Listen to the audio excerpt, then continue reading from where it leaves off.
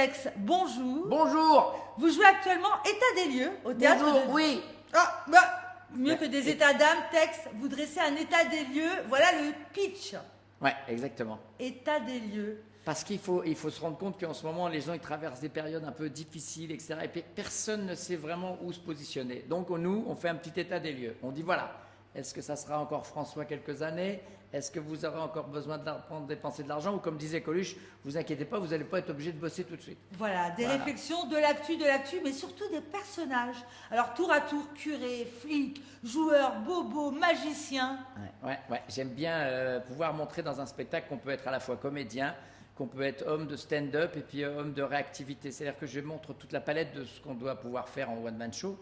Parler aux gens, se parler à soi-même, ou parler en vitrine, ça c'est le personnage avec le quatrième mur. Voilà. L'incarnation de vrais personnages, mais vous nous embarquez dans un vrai délire, très rock'n'roll. J'étais surprise, Tex, j'avais pas cette image de vous si rock'n'roll. Ah ouais, il faut que ça soit rock'n'roll. Mais le rock'n'roll, ça commence à bien correspondre à mon âge maintenant. Eux, 20 ans de carrière, Tex. Eux, ils sont partis maintenant dans le R&B, même il y a des nouveaux courants musicaux que vous connaissez sûrement, les noms m'échappent.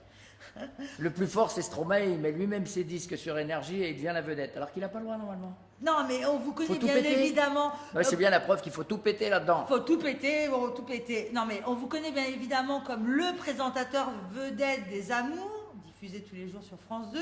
Mais là, vraiment, vous êtes surprenant. Ouais. Engagé, non mais vraiment, quand vous parlez de l'actu, bon, c'est des réflexions certes, mais vous êtes engagé.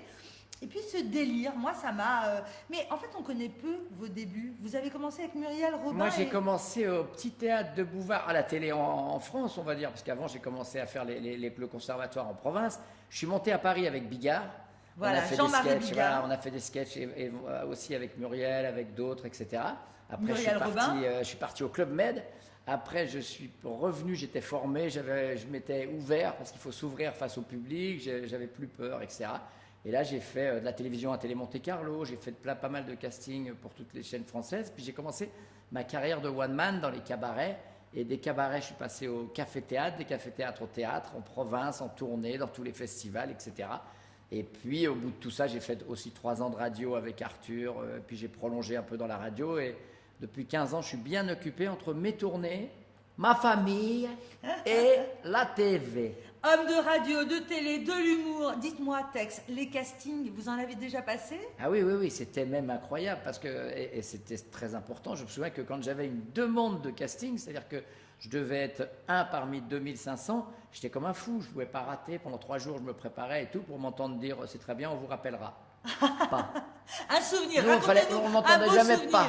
Et un beau souvenir, vous en Un beau avez? souvenir de casting. Ouais. Un jour, j'ai été pris et on me dit voilà, on vous emmène aux Maldives pour tourner une pub pour Cronenbourg. Aux Maldives, c'est juste magnifique. C'est-à-dire, le premier truc que tu fais, tu prends l'avion, tu pars aux Maldives, tu es payé en liquide. Et c'était magnifique. Ça m'a fait 1 an de vie, ça. Et un mauvais souvenir?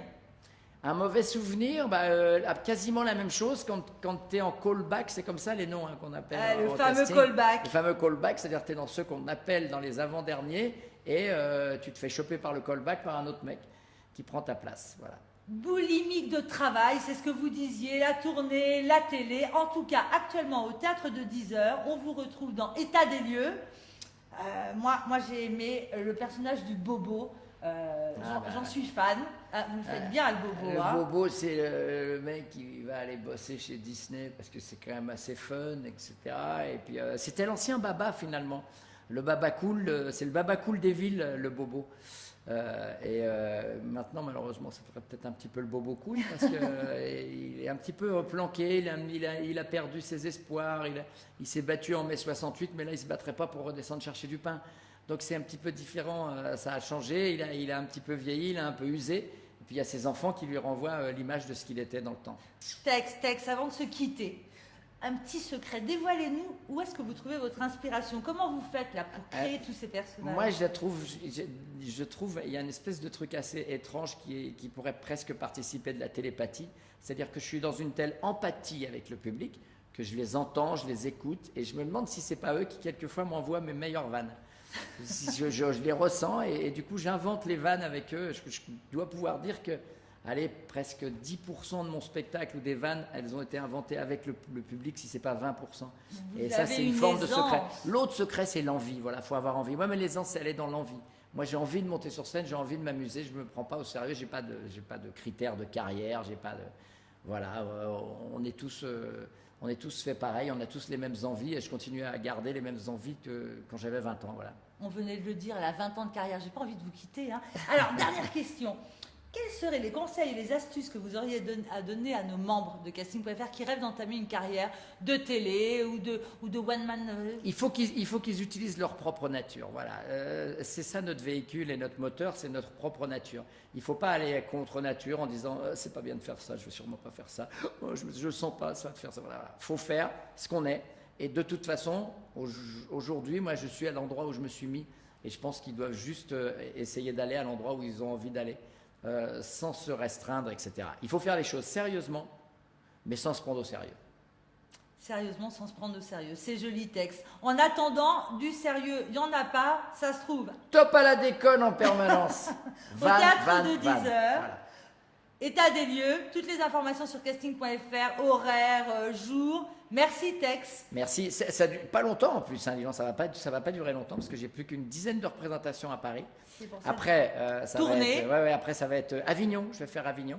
Je vais partir en tournée dans toute la France. Mais en réalité, ça fait 20 ans que je suis en tournée.